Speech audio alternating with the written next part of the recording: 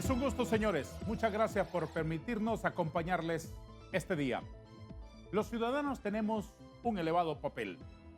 Es más que ser un habitante de un entorno geográfico. Ser ciudadano es tener graves responsabilidades propiciando las grandes transformaciones del entorno social, del presente y del futuro. No son los gobiernos, no son los diputados que a través de decretos firman que mañana a partir de las 10 de la mañana vamos a ser honestos o vamos a ser ricos o vamos a ser una sociedad en progreso y desarrollada. Son los pueblos, son los ciudadanos los que provocan las grandes transformaciones. ¿Cuál es el papel de la ciudadanía hondureña hoy frente a la corrupción? ¿Es el combate a la corrupción únicamente una batalla de quienes dirigen al país? Dos ciudadanos distinguidos de este país nuestro, inconformes con lo que ocurre, revelados ante la injusticia, hombre y mujer de bien, están con nosotros en el plató. Le doy la más cordial bienvenida a doña Jimena García Merino y a don Germán Leicelar Hijo. Doña Jimena, es un gusto tenerle esta mañana. Muy buenos días, muchas gracias. Para mí es el gusto. Encantado. Don Germán Leicelar Hijo, es un gusto tenerle aquí. Igual, gracias por la invitación, Darío. Como siempre, buscamos dar un rayito de luz a nuestra sociedad y un placer compartir con Jimena. Muchas gracias. El segundo apellido de su padre es Vidaurreta, ¿no? ¿Y el suyo? Hernández. Hernández. ¿Cómo está su papá? Mi padre está muy bien, afortunadamente, retornando a sus actividades profesionales después de una ausencia de casi 20 años, pero nítido. Magnífico. Aquí y acá. No, por supuesto, es un atleta. Así Salúdemelo, es una de las personas más inteligentes que yo admiro muchísimo. Salúdemelo, Muchísimas gracias. por favor. Así será. Señores, ¿cómo entienden ustedes que debe ser el rol de los ciudadanos frente a la corrupción? Bueno, primero que todo, constitucionalmente, conforme a las garantías ciudadanas, a los deberes y derechos ciudadanos que tenemos, conforme también a los derechos humanos y conforme a la ley de participación ciudadana, los ciudadanos, todo hondureño y mujer mayor de 21 años, estamos en la obligación de tener un papel beligerante en la construcción de un Estado de Derecho y de una democracia fuerte. No es papel de los políticos fortalecer la democracia, yo creo que ahí hay una confusión. Tenemos que recordar que las instituciones políticas forman parte de todo ese mundo grandísimo que le llamamos sociedad civil. Sí. Son parte de esas organizaciones de sociedad civil, los partidos políticos, pero son una parte muy pequeña.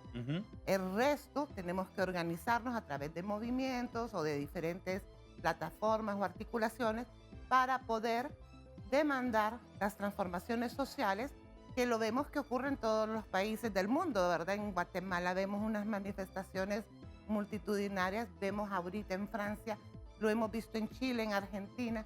Los cambios surgen de la sociedad, de nosotros demandando como pueblo soberano, del cual emanan todos los poderes del Estado, al poder real, que es el oficialismo en el gobierno, que hagan las cosas que nosotros consideramos son de bien para nuestro país, puntuando tres cosas indispensables en Honduras.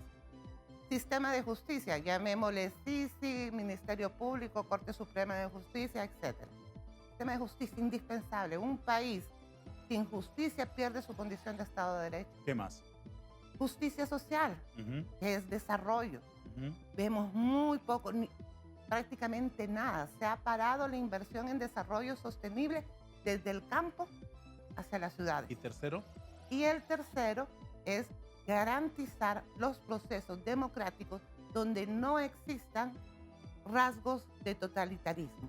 Entonces, por ejemplo, actualmente vemos que el Consejo Nacional de Defensa y Seguridad, que en su momento lo declaramos en las calles inconstitucional, ilegal, aberrante, porque concentra el poder del legislativo y el judicial bajo la figura del presidente del Ejecutivo, lo cual rompe con el Estado de Derecho y la democracia, sigue vigente. O una policía militar de orden público haciendo acciones que le corresponden a la Policía Nacional. Este tipo de cosas van en contra de una democracia real. Entonces, como ciudadanos tenemos que velar para que esas arbitrariedades desaparezcan normativamente y funcionalmente de nuestro ambiente, de nuestro Y entorno. usted, ciudadano Leislar, ¿cómo considera que debe ser el papel mío, el suyo, el de ella, el de este y el de aquel frente a esa vorágine de corrupción que nos desangra hace mucho tiempo? Bien, primero que nada me sumo totalmente a las palabras de ella y que creo que hay que desmitificar y reeducar a la población en lo que es pueblo, lo que es democracia.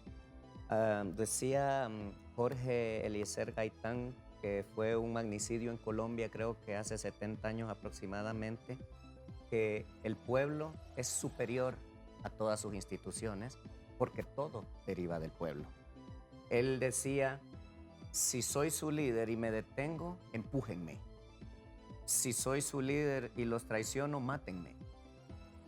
Si me ha matado a alguien porque los defendía a ustedes, vénganme, etcétera. Porque se trata precisamente de eso, de que nos debemos a toda una sociedad que es ciudadanía, y creo que le hemos tergiversado el concepto de pueblo al pueblo.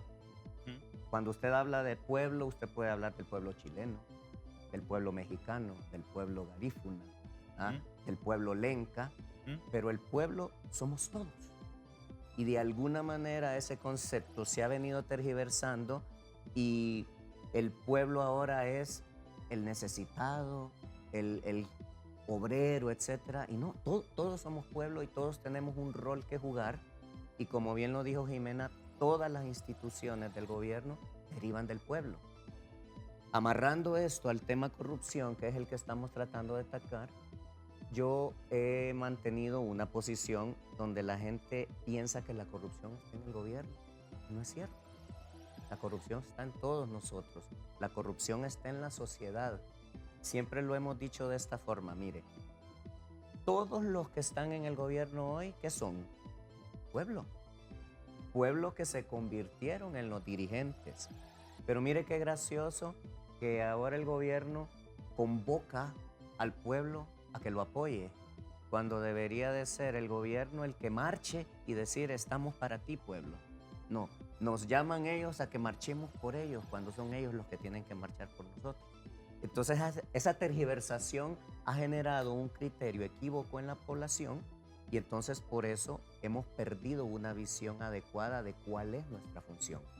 Decía el tema corrupción, cuando usted dice que el gobernante es corrupto, falso que se hizo corrupto cuando llegó al gobierno. Fue corrupto siempre y por alguna razón llegó a un lugar al que quizás no debió haber llegado, porque la diferencia fundamental entre un ciudadano corrupto es que si en este pequeño set que estamos aquí, donde habemos 3, 6, 7 personas, si yo fuera corrupto y me meto en una acción hacia ustedes, me llevo de encuentro a 6 personas. Pero cuando soy corrupto y llego al gobierno, me llevo de encuentro a 10 millones. ¿Explico? Porque es la misma conducta. Y precisamente toda la institucionalidad funciona para eso, para que haya un balance de poderes, haya una representación del Ejecutivo, una representación del pueblo en un tema legislativo que es el que genera todo el entorno jurídico bajo el cual vamos a funcionar y por supuesto un poder judicial que va a dirimir cualquier conflicto que exista. Los traigo a lo concreto para que de nuevo volvamos después a ampliar el foco con esa visión tan cosmogónica que ustedes comparten. ¿Qué interpretación le merece la no marcha de las antorchas hoy a las 5 de la tarde en Tegucigalpa? A mí me parece que fue una posición muy acertada por parte de la dirección de CESPAD el haber cancelado la marcha, a la cual inicialmente, por ejemplo, yo iba a asistir. Cuando vi la contrapropuesta del oficialismo, que entiéndase, oficialismo no es una mala palabra porque hay gente que como lo utilizábamos en el gobierno anterior. Por supuesto, sí. No, el oficialismo sí. Es el gobierno actual, ¿no? Claro. Simplemente. Entonces, cuando el oficialismo hace esta paralela en convocatoria, hay dos consideraciones que de manera personal yo realizo. Primero, a mí no me van a instrumentalizar. Yo no tengo, yo tengo discrepancias, no estoy en contra, por ejemplo, de la ley de justicia tributaria, que para mí es una ley de fomento de inversión, no de justicia tributaria, que para mí hay muchas cosas que no se pueden llevar a reglamento y deben de estar en la ley. Y ellos pueden instrumentalizar a todos a los que vamos a la marcha para decir están totalmente a favor. No estoy en contra, pero sí tengo observaciones serias sobre esa ley, por ejemplo. No voy a dejar que me instrumentalice, por un lado. Pero por otro lado, lamentablemente, no voy a hablar del libre en general porque las generalizaciones son bárbaras, pero sí hay pequeños grupos que son algo agresivos. Entonces, el que se pueda generar un choque innecesario, totalmente innecesario, entre los que tienen una posición y la otra en las calles, me parece una falta de prudencia, incluso creo que una irresponsabilidad por parte de los miembros de Libre que hicieron la convocatoria de la manifestación, porque también se debe de entender que ellos son gobierno, entonces ellos tienen espacios que están legitimizados dentro del Congreso Nacional con todos sus ministros en el Ejecutivo para desarrollar las acciones que quieren desarrollar. Ellos ya tienen voz y voto, la ciudadanía no. La ciudadanía, la voz que tenemos la ganamos en las calles.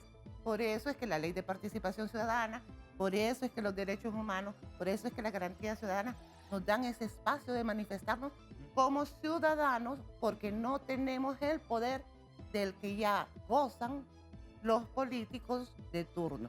Entonces, creo que fue acertado el posponer la manifestación. No estoy diciendo que si Libre quiere manifestarse no lo haga, pero que no entorpezca las acciones legítimas que tenemos todo el derecho de hacerlas de manera pacífica los ciudadanos. Los ciudadanos, a través de las organizaciones de la sociedad civil, convocaron para que el martes a las 5 de la tarde en un punto de Tegucigalpa se encendieran las antorchas. Sí. Luego apareció el coordinador del Partido Libre convocando para las 5 de la tarde en el mismo lugar, a la misma hora, con los mismos presentes, para darle otro giro a la manifestación. ¿Qué es esto, don Germán? Bueno, como lo dice Jimena, un intento de instrumentalizar, un intento de apoderarse con una serie de acciones que son del pueblo, y yo agregaría algo más a lo que decía ella. Tenemos el derecho a manifestarnos, a tener una voz ciudadana, porque somos la ciudadanía, somos el pueblo y somos a quien el gobierno se debe. Yo creo que no solo el derecho, el deber también. El deber también, y adicionalmente viene el punto. Esa voz, en principio, ya la tenemos en un Congreso de la República. Sí, teóricamente. Pero es una voz que ha sido callada, Sí. que ha sido cooptada. Desde luego. Y por ende, tenemos el derecho a decirles y hacerles saber, señores, usted está callando mi voz. Exacto, es que teóricamente en la organización del Estado no nos podemos reunir los 10 millones en una sola Así plaza, es. entonces nos dicen, mándenos 128 señores que los representen en esta sala donde caben 128 y que estos señores hablen por ustedes. Ahora, este tipo de acciones no son nuevas. No sé si usted recuerda el primero de mayo. Yo estuve participando en un programa donde yo lamentaba tremendamente que el gobierno o el oficialismo se apropiase de una celebración que es de la clase obrera y punto. ¿Ah? Quiérase o no, el gobierno, si se lleva bien con la clase obrera, bienvenido que lo haga, pero no puede ir a apropiarse. Si usted me invita a una fiesta en su casa porque me llevo bien con usted, una cosa es que llegue y otra cosa es que me diga, mire abogado, fíjese que pienso que yo voy a dar café en vez de té. Sí. O voy a empezar a cambiar esa música que tiene usted ahí. Vamos a darle otro giro a esto. La fiesta es suya. Sí, sí, sí. Y si me invitó porque se lleva bien conmigo, bienvenido, pero respete mi fiesta. Y Claro. esa cooptación de todos los escenarios se viene dando de una manera negativa, porque lo que es propio de cada quien, nadie tiene por qué llevármelo. ¿Hay alguna explicación colocándose en la mente y en los intereses del coordinador del Partido Libre? ¿Por qué hace esto ahora? Claro, yo pienso que es un tema de manejar una imagen, de explotar hasta las últimas dimensiones lo que llamamos populismo mal manejado, etcétera, porque al final el problema del populismo es que le da a la gente lo que quiere y lo que grita, y tal vez no es lo que necesita, porque simple y sencillamente estamos obedeciendo a caprichos, a cosas para mantener contenta a una sociedad, y el resultado lo tenemos a la vista. Son 40 años de engaños, de populismo, de corrupción, de impunidad, de una serie de cosas donde la institucionalidad se ha destruido. donde ya no tenemos credibilidad en nada, absolutamente, donde hemos deshumanizado la sociedad. La vez pasada lo mencionaba y lo estábamos platicando ahorita, justo antes de entrar. Es una pregunta. ¿Cómo es posible que en nuestro país hace apenas un mes aproximadamente hayan muerto 46 mujeres en una cárcel, asesinadas por mujeres también, en las condiciones más espantosas y horripilantes que yo no me hubiera imaginado ni en la película de terror más desagradable que usted se pueda imaginar? Dígame, ¿ve usted un clamor social, un susto social, una cosa, una voz que diga, señores, ¿qué pasa con esto? Nos hemos deshumanizado de tal manera por todas esas acciones que estamos llevando que la sociedad está llegando juntos. Esas cosas ya pasan como sin novedad. Nos familiarizamos. Y yo creo que es muy grave no se le esté poniendo un punto de reflexión. Es muy grave. Y ni siquiera nos indignamos porque un mes después la Fiscalía no ha acusado una sola persona por algo que ocurrió en un recinto, en un lugar controlado. ¿Se imagina que tengamos esperanza que ocurra acusaciones sobre otros eventos en otros lugares? Ni siquiera por eso. A ver, señora García, ¿Mel apagó las antorchas? No, tenemos que buscar estrategias nuevas, ser más creativos. No tenemos que permitir que esto lleve a una desmovilización, pero sí tenemos que hacer una separación muy marcada.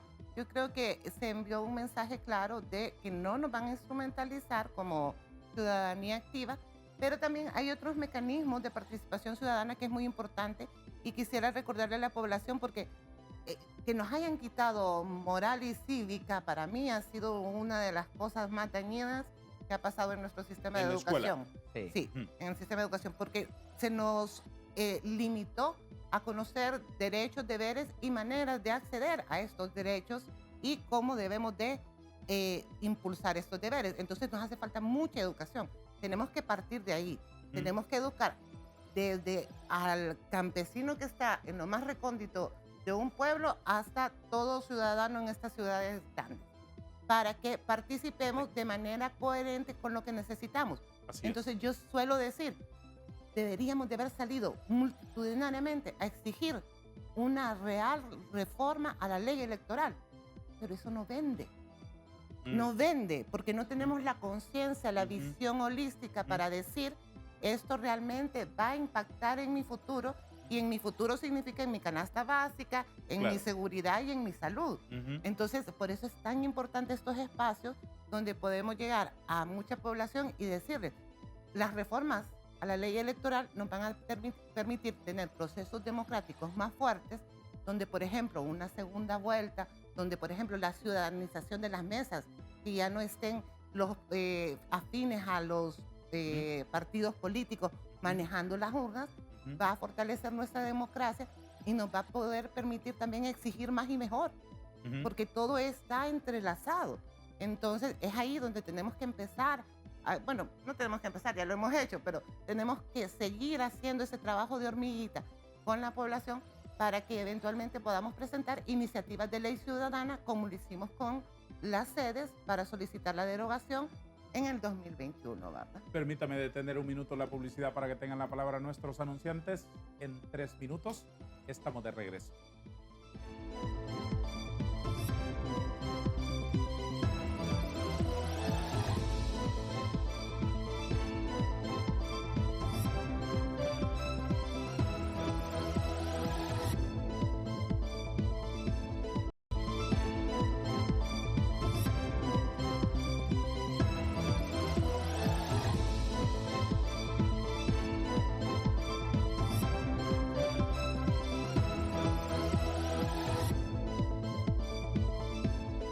Señores ciudadanos de este país, ¿perciben ustedes, haciendo un ejercicio, bueno, no dudo de que me han estado diciendo la verdad y siendo muy honestos en todo lo que hablan, porque ustedes son personas honestas,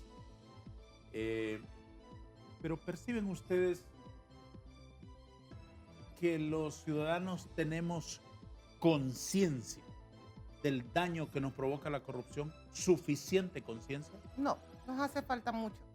Nos hace falta mucho porque todavía, lamentablemente, y no se me ofendan con ciudadanos, es un proceso de aprendizaje muy duro, pero todavía nos venden espejitos a cambio de oro, ¿verdad? Entonces, por ejemplo, vemos que en las campañas políticas es muy fácil que sintamos afinidad por alguien que en realidad nos está mintiendo y que podemos ver que públicamente dice algo, pero en privado actúa de otra manera y aún así le prestamos nuestro voto.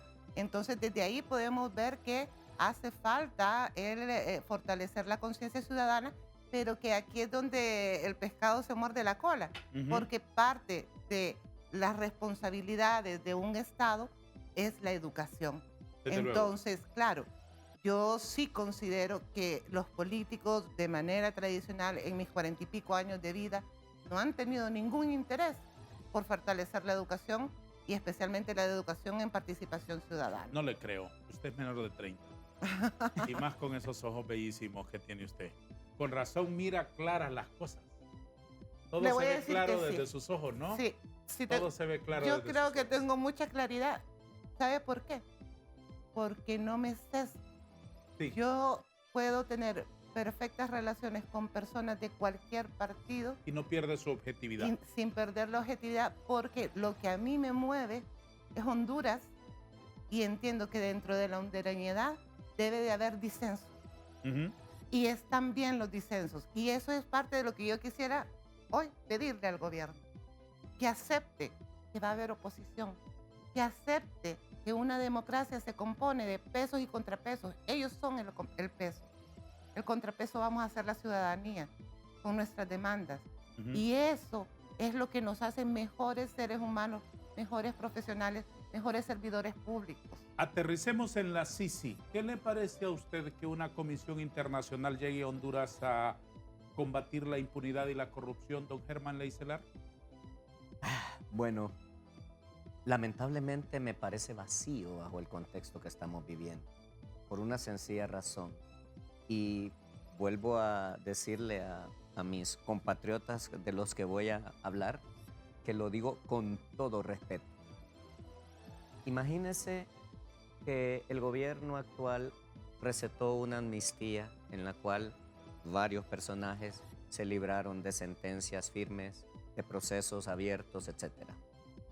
Y son los que están atendiendo a la comisión que viene. Si usted fuera a la comisión, ¿qué pensaría? ¿A qué me invitaron aquí? O sea, y repito, no estoy diciendo ni que son culpables ni que son inocentes, pero hay procesos que se tienen que llevar adelante. Y si me invitan para luchar contra la corrupción y la impunidad y personas que se libraron de procesos, no porque se libraron, sino que porque se lo recetaron, yo como comisión diría, algo raro está pasando.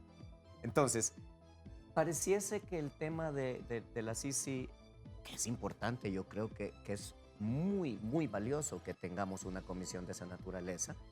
Lo que pasa es que si no hay congruencia con el mensaje y la necesidad, parece que simplemente lo voy a hacer porque fue una promesa de campaña.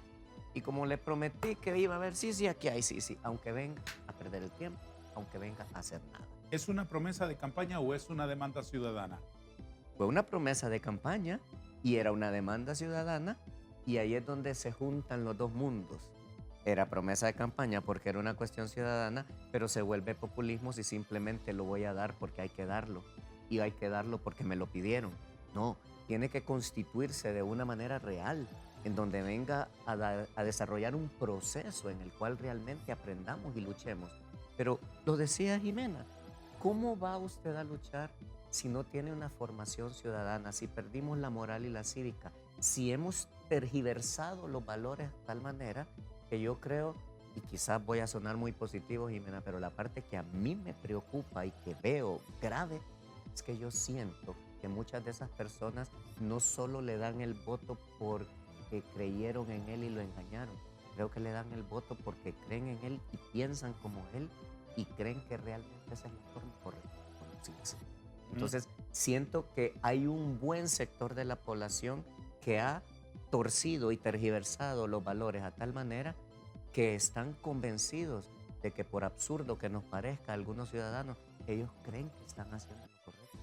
Y eso es realmente grave, porque pasa por un proceso de, ya no de formación, sino que de deformación que ha venido dándose a lo largo de muchos años, donde algunos todavía tenemos la dicha de haber tenido una educación sólida y valiosa en algunas áreas. Y le voy a agregar esto. Aquí en Honduras había muchas personas que tal vez no tenían un nivel educativo alto o que no habían logrado pasar ni de tercer grado ni de cuarto grado.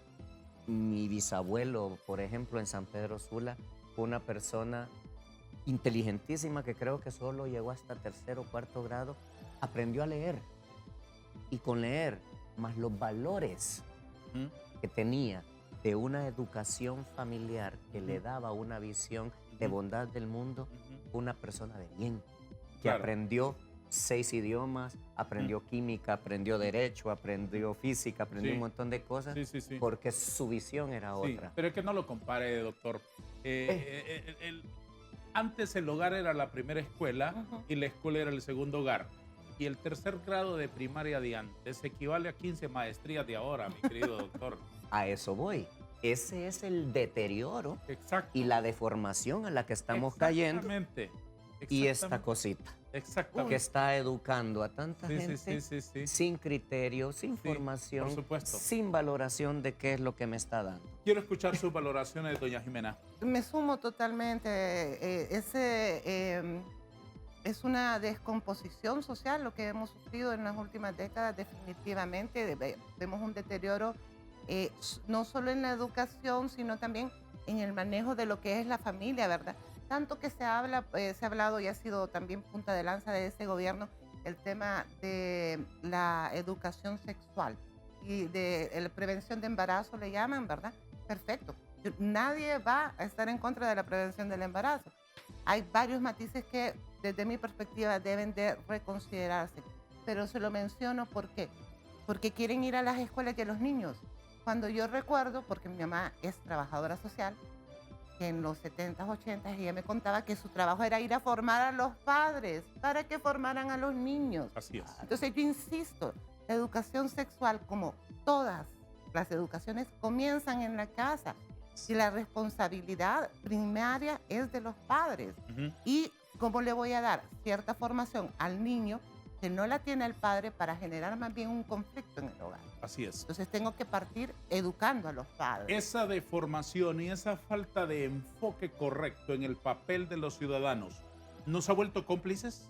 Totalmente. Y aquí yo sí soy muy fuerte y sé que algunas personas se molestan conmigo porque yo hablo de corresponsabilidad.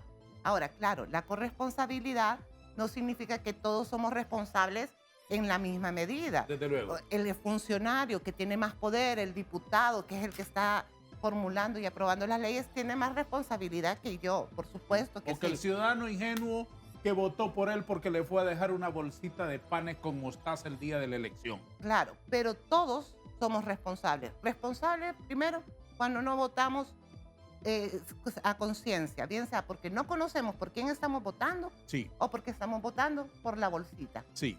Pan para hoy, llanto para mañana, ¿verdad? Sí, así es. Entonces, comenzamos cuando no votamos a conciencia, pero también somos cómplices cuando pasan cosas a nuestro vecino y nos quedamos callados, porque tenemos miedo. Cuando no queremos auxiliar a otro ciudadano que esté en apuros.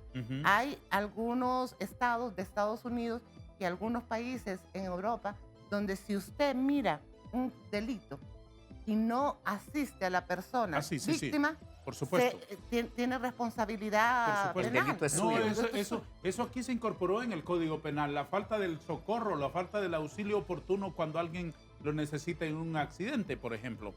Claro, pero ahí viene la otra parte, el tema de la construcción social que hemos hecho, donde todos estamos aquí para irrespetar la ley y la autoridad está para castigar al ciudadano, no para guiarlo, no para darle un elemento. ¿Cómo se revierte, don Germán y doña Jimena, ese papel de cómplices, acomodaticios, de ver para otro lado, de colocarse de perfil o de espaldas a la realidad? Y la necesidad urgente de que la ciudadanía participe, que delibere, que sea beligerante. ¿Cómo se ¿Cómo se logra esa transformación con las particularidades que tiene esta sociedad nuestra? El primer escenario es que haya voluntad política de corregir eso. Y obviamente eso, la base fundamental es invertir en una educación y en una formación adecuada para el ciudadano, que es lo que nos han ido quitando a lo largo de los años. Le pongo un ejemplo sencillo, Singapur.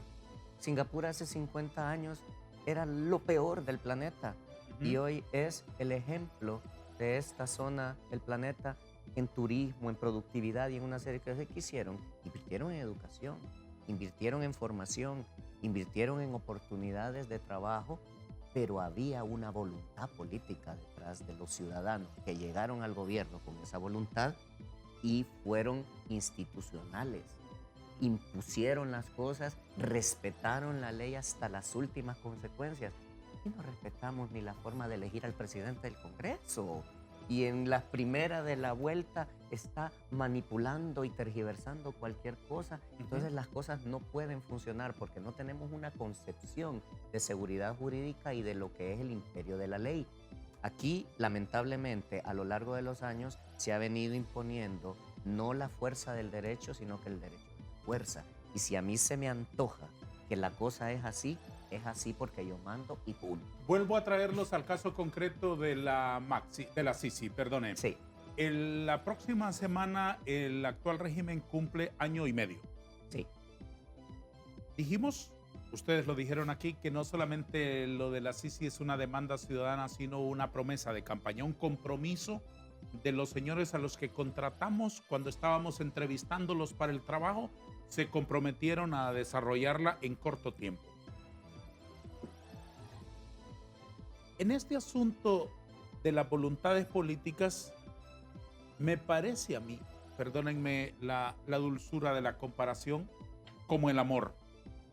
Se demuestra, no se dice, no se habla, se demuestra, se puede palpar.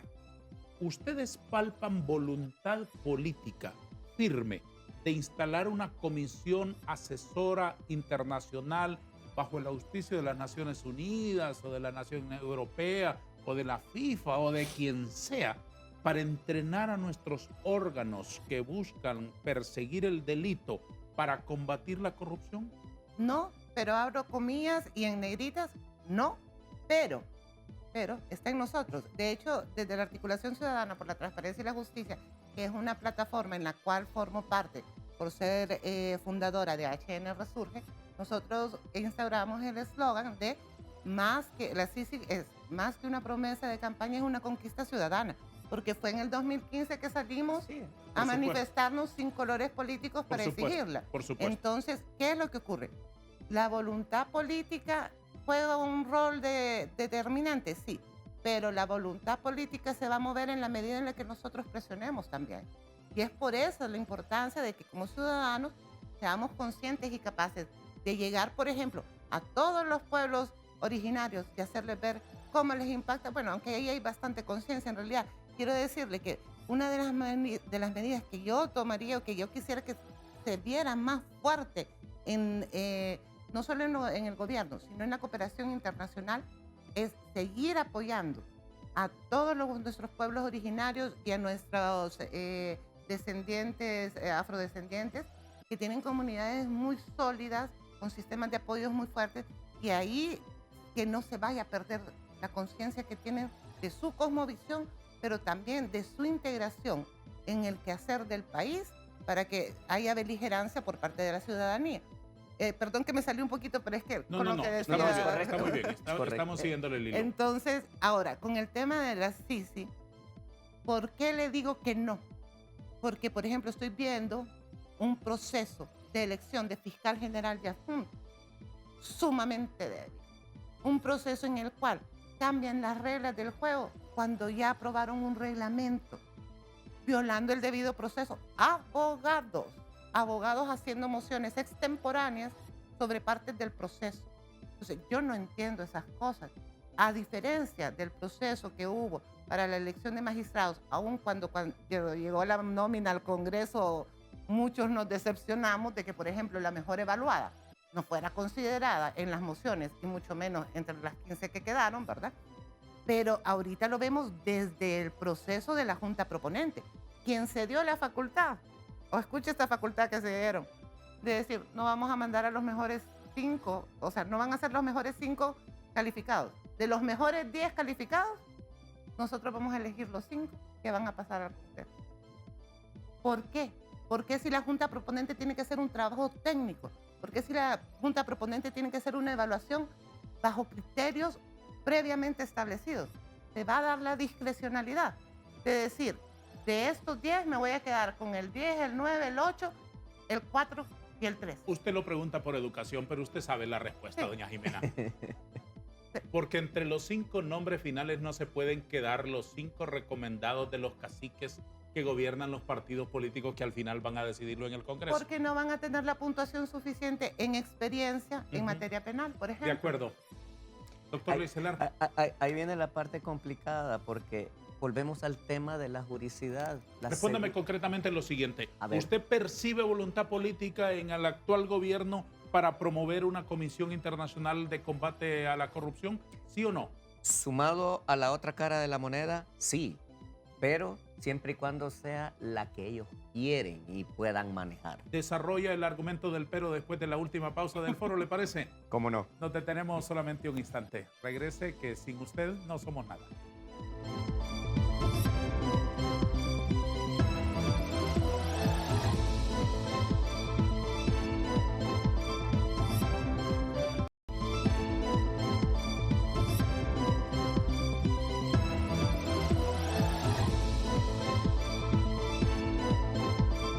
Ciudadanos peleando, por ejemplo, por el toque de queda, por asuntos como este. Vamos a seguir hablando aquí con nuestros invitados en nuestro foro Hablemos con Hechos. El plan está establecido que la comisión, ¿cómo se llama esta? La que vino de la ONU. El grupo técnico. El grupo técnico. Que el grupo técnico haga una evaluación del escenario donde se va a construir el edificio. Andan viendo el terreno, la conformación geológica, si hay agua subterránea, si hay arenas movedizas, si hay árboles que talar, etcétera, etcétera, para que en ese terreno podamos edificar una institución que después voy a pedirles su opinión sobre la conformación y la trascendencia de esa comisión, porque no sirve de nada tener un grupo de señores aquí 4 años, 5 añitos, que se vayan y que sigamos en lo mismo después. No sirve de nada. Este grupo técnico de las Naciones Unidas, ¿qué está haciendo? Ellos están haciendo lo que en el ámbito empresarial le llamaríamos un estudio de factibilidad. Ajá. ¿Es factible instalar o no instalar? ¿Es factible que las Naciones Unidas comprometan y empeñen su nombre en este proyecto? ¿Qué elementos toman en cuenta? La legislación, la voluntad política por parte del Ejecutivo, la capacidad del Ministerio Público y de la Corte Suprema de Justicia de que vayan a dar respuesta positiva a los casos que bien sea como querellante adhesivo o querellante privado, ellos puedan trasladar a la Corte. Porque muchas veces hacemos críticas malsanas incluso al Ministerio Público, a la UFER, en este caso en específico, si estamos hablando de corrupción, porque decimos que no logra sentencias. No es que no logra sentencias, es que lamentablemente en la Corte se han cometido en muchas ocasiones presuntos, voy a decir para que no me creen, presuntos delitos de prevaricato. ¿Qué es el prevaricato? Cuando el juez falla en contra de lo que establece la norma. Entonces, claro, si yo tengo jueces coludidos, jueces que están favoreciendo a X o Y interés, entonces por mucha evidencia que el fiscal presente no va a obtener el fallo razonado para el caso que está presentando. ¿Y usted cree que las Naciones Unidas sean rigurosos en esa evaluación, en ese examen, para después dar el sí? Por supuesto, por varias razones. Primero, no son novatos. Ellos ya tuvieron la experiencia de la CICIG en Guatemala. Ya tuvieron conocimiento de la MASI en Honduras, de la CICIG-S en El Salvador y tienen experiencias en otros países de Europa también. No crean que también la corrupción es solo latinoamericana, No, ¿verdad? por supuesto. Entonces, claro. Es humana. Es humana, es humana. Sí. Entonces, ellos tienen ya un bagaje de conocimiento que van a venir a ser muy finos en su trabajo, porque como decía, no van a empeñar en un proyecto que no va a dar frutos en nombre de las Naciones Unidas. Ahora, esto no significa que como ciudadanía, porque aquí vinimos a hablar de la ciudadanía, que como ciudadanos no tengamos que hacer nuestro mayor esfuerzo para que la CICI se instale, para que tenga esa independencia de poder actuar. Y si tenemos que cambiar, mover la visión política, la voluntad política de quienes están en el poder, que quieren, por ejemplo, darle rango constitucional. Ajá. Yo me quedo asustada cuando dicen lo de rango constitucional. Por favor, necesitamos esta misión por un periodo de tiempo preestablecido porque no va a ser algo permanente. No es que queremos montarle una paralela al Ministerio Público. O suplantar a las instituciones nacionales. Correcto. Es lo que pasó en Guatemala. Correcto. ¿Verdad? Lo que queremos es que se disminuyan los casos de impunidad y que a esta institución de manera paralela nos ayude a salir a flote Entonces, y que fortalezca el doña sistema Jimena, de justicia. Entonces, doña Jimena, mientras transcurren esos 6 meses de ese grupo de expertos de las Naciones Unidas estudiando el terreno, ¿cuál debe ser el papel de la ciudadanía? Para mí hubiese sido magnífico que pudiéramos haber hecho o participado en la convocatoria que habían hecho estas organizaciones de sociedad civil. Creo que sumar voces. Sumarnos, tenemos que sumarnos, tenemos que ser activos, proactivos y también creativos, porque como nos salen estas cosas al paso, entonces claro. tenemos que empezar a ser un poquito más creativos.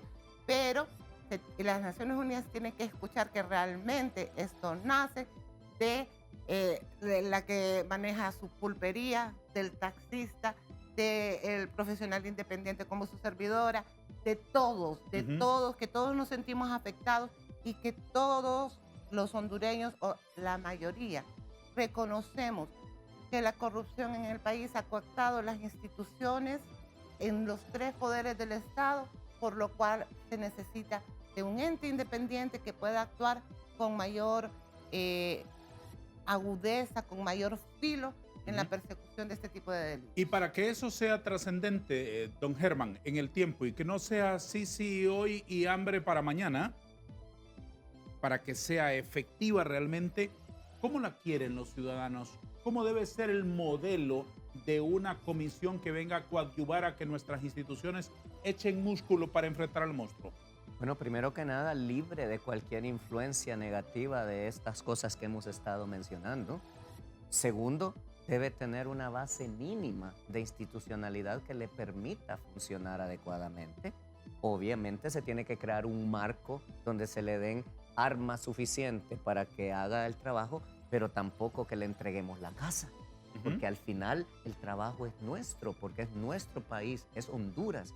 Y yo me niego a creer algo, por ejemplo, y es el hecho de que no tengamos ciudadanos con la formación, con la capacidad, con la honestidad, con la ética, con la moral para hacer las cosas. Lo que pasa es que no son los actores políticos, lamentablemente, porque la canalla se ha apropiado pues del asunto, como dicen normalmente, de manera lamentable, con el respeto para los que no sean de la canalla, pero sí creo yo que hay que inyectar de mayor inteligencia, de mayor criterio, de mayor voluntad y sobre todo, mire, yo creo que hay una cosa fundamental, necesitamos ciudadanos que se involucren, pero ciudadanos que tengan aspiraciones de país, porque creo que nos hemos llenado de gente que tiene ambiciones personales y no aspiraciones.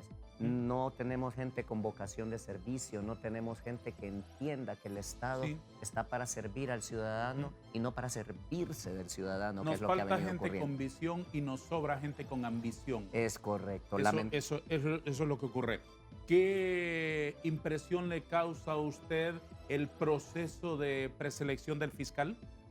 Bueno, lo mismo, un poquito de desesperanza, mucho desinterés. Si recuerda, el día que terminaba la postulación, amanecimos con solo 2 candidatos, creo, en la mañana.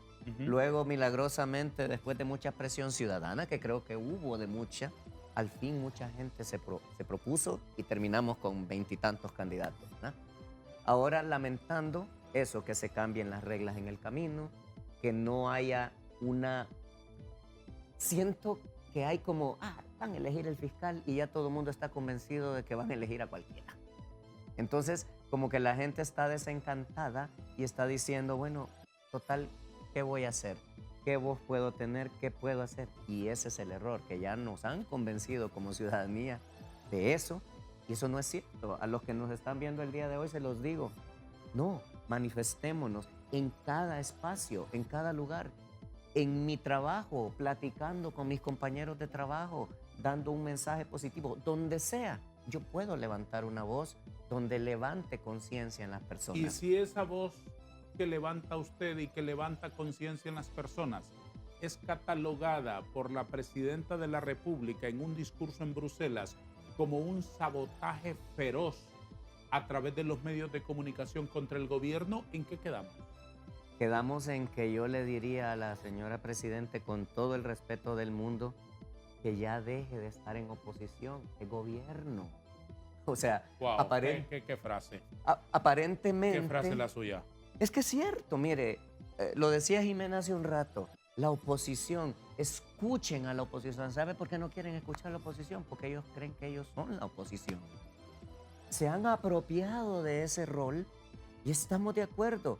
Mientras sigan siendo oposición porque suman a todo lo que nos estamos oponiendo, a todo lo negativo, entonces por favor que se opongan, pero que lo demuestren, como lo dijo usted con el amor. Al final lo voy a citar a usted. Me encantó una cosa que anda circulando sobre el mensaje que mandaron el sistema presidiario sobre el tema de las camisetas blancas. Mire, vea el nivel de obtusos que estamos teniendo, tomando decisiones donde estamos destruyendo un color. Señores, se lo digo al gobierno, a la presidenta, a todos, a las personas que son funcionarios, a los que son congresistas, ya basta de dividir a la población. Ningún país crece dividiendo a su ciudadanía. Tenemos que olvidar todas esas cosas que nos dividen y encontrar las cosas que nos unen. Y como dijo Jimena, nadie dijo que vamos a pensar igual. En la variedad, en todas las diferencias que tengamos es donde vamos a construir una cosa valiosa. Porque como siempre lo he dicho, una cosa es que usted tenga sus razones, ella las suyas, yo las mías y todos los que están aquí. Todos tenemos razones, pero la razón que nos una va a ser la que sume todas las razones de nosotros. Una reflexión final, doña Jimena, para la audiencia. A mí me preocupa mucho ese y otros comentarios, tanto de la señora presidenta como de personas cercanas a su círculo, porque son violatorias a los derechos humanos. Son violatorias a nuestra libertad de expresión, a nuestra libertad de asociación, a nuestro derecho de participar de manera individual o colectiva. Entonces, tenemos que estar muy atentos a estos mensajes, porque lamentablemente así comienzan algunos estados totalitarios, como puede ser Nicaragua, ¿verdad? Como ejemplo, empezando a coartar las voces. Entonces, yo pedirle a todos, con respeto, siempre lo he dicho, con respeto. Yo no contesto un Twitter o un mensaje en redes sociales que tiene malas palabras, aun y cuando esté de acuerdo con el contenido. No, con respeto, con prudencia, aprendiendo a decir las cosas. No nos van a callar. Tenemos todo el derecho, nos asiste la ley, nos asiste la razón para poder seguir manteniendo nuestras voces y nuestras antorchas encendidas. Muchísimas gracias por haber estado con nosotros esta mañana. Un saludo final, don Germán. Bueno, yo reitero lo que decía y en varias ocasiones lo he repetido. Yo creo que el gobierno tiene que entender que cuando decimos estas cosas no es un afán de atacar ni de destruir. Es un afán de que reflexionemos, porque lo dijo Einstein, cuando repito una y otra vez la misma acción, voy a seguir obteniendo el mismo resultado. Señores, tenemos 40 años de vida democrática en la que la única realidad democrática que tenemos es que hemos ido a votar. Sí. Pero no se trata solo de votar, se trata de construir ciudadanía, de construir institucionalidad, de construir un funcionamiento social que nos lleve a encontrar un beneficio colectivo, porque no se trata de grupos particulares, sino de toda una nación, y lo imploramos porque tenemos un país maravilloso que solo necesita que lo tratemos con amor, como usted lo dijo. Brillantes y oportunas reflexiones de dos ciudadanos hondureños ejemplares, muy inteligentes, lúcidas aportaciones desde esta televisora para Honduras, para construir un mejor país. Doña Jimena García Merino, de la Articulación Ciudadana que lucha en contra del desorden y de la corrupción, y don Germán Leicelar Hijo. Gracias a ambos, que tengan un día feliz. A todos también.